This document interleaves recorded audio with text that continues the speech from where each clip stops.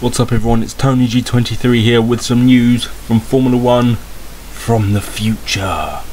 Yes, about an hour ago, prior to recording, there some news for F1 2017, not the game unfortunately, for real life, was released. And today we're going to be going through a quick little run through about what's going to happen and hopefully what I would do for F1 in the next coming few years.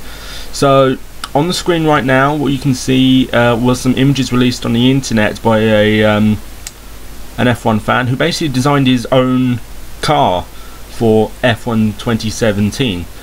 And as soon as I saw these, I fell in love. I mean, these look brilliant. I mean, the Red Bull in black, it looks absolutely stunning. And well, there's not really much I can say about this, but he appears to have a correct way of going on about this, because, well, if you look, obviously the cars are lower than they are currently this year and wider, which kind of harks back to towards the late 80s, early 90s, which I really want, because I loved the cars of those era. And I was having a chat about this with some friends in my college and on my course.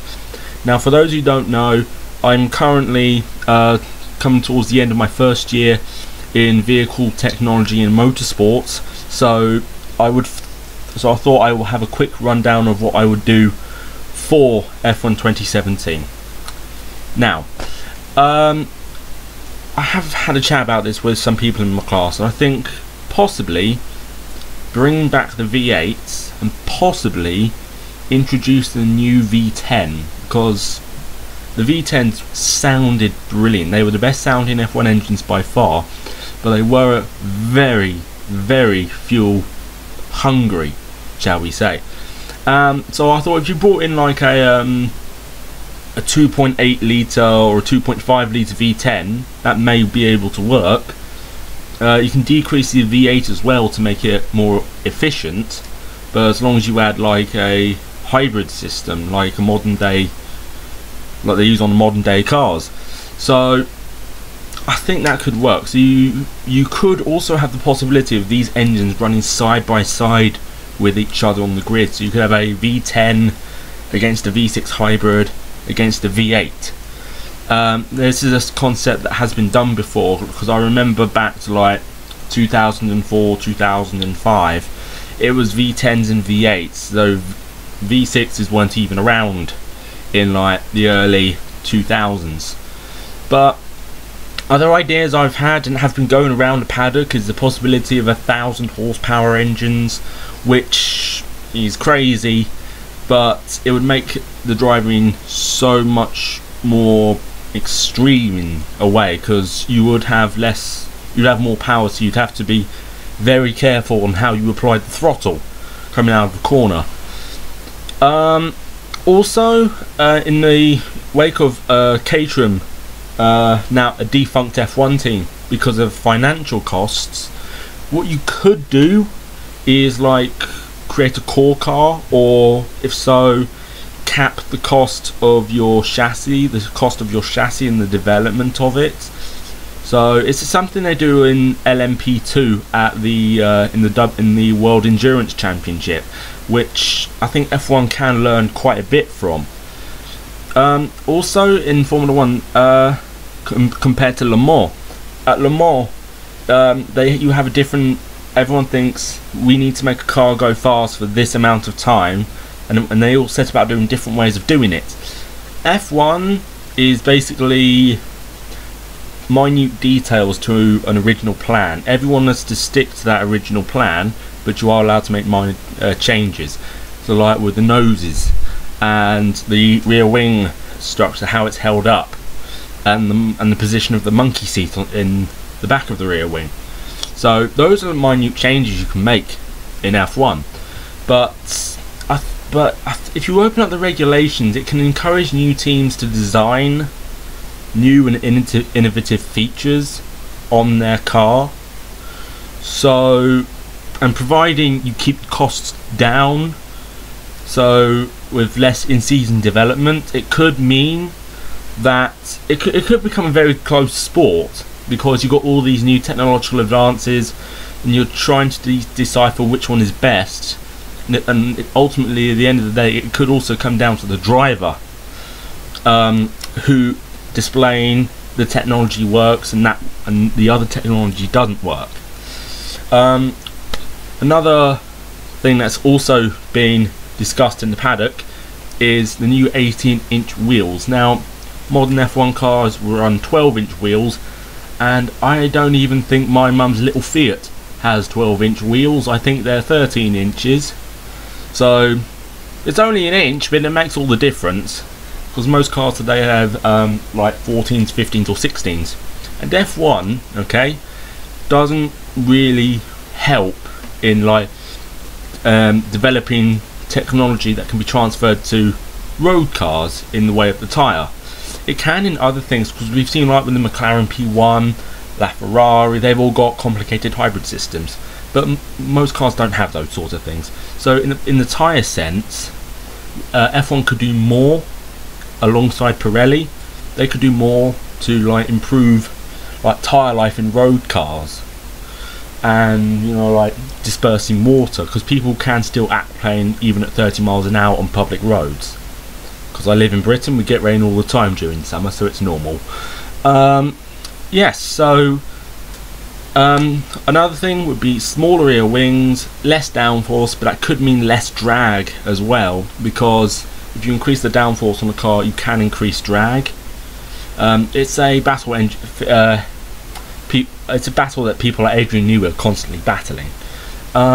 So yeah, if you can reduce the wings, it's less downforce, and alongside 1,000 brake horsepower, it can make it really difficult to put the power down, because you just don't have the grip.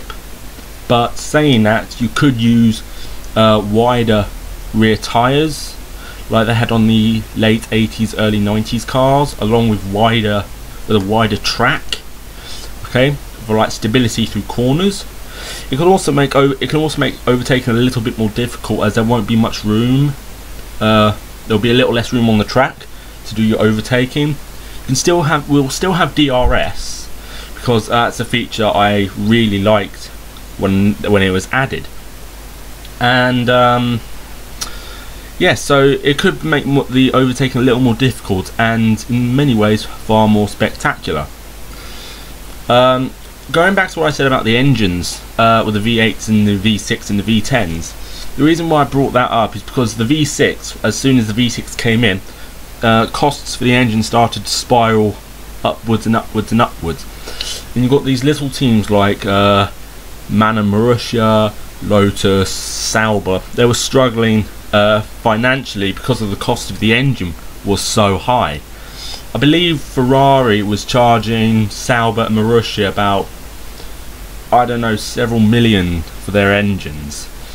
Now the reason why I said we can bring back the V8 is because the V8s, like in the last couple of years, before they were replaced by the V6, were actually quite cost efficient, and we saw like Marussia, Caterham, and all that. They were doing reasonably well with the V8. They weren't in any financial difficulty whatsoever. So that's why I think we could have the V8s come back as a more cost-efficient route for like the smaller teams. However, they could be less fuel efficient. So you would have to do a lot more fuel saving during the race. Even though they are more powerful, that could also balance the field out. You know, like if you have more power, you will have to do more fuel saving. If you choose the V8, if you choose the V6, it will cost more per engine, but it means less power though, but less fuel saving. So you could be on like rich revs for longer during the race than they would on the V8.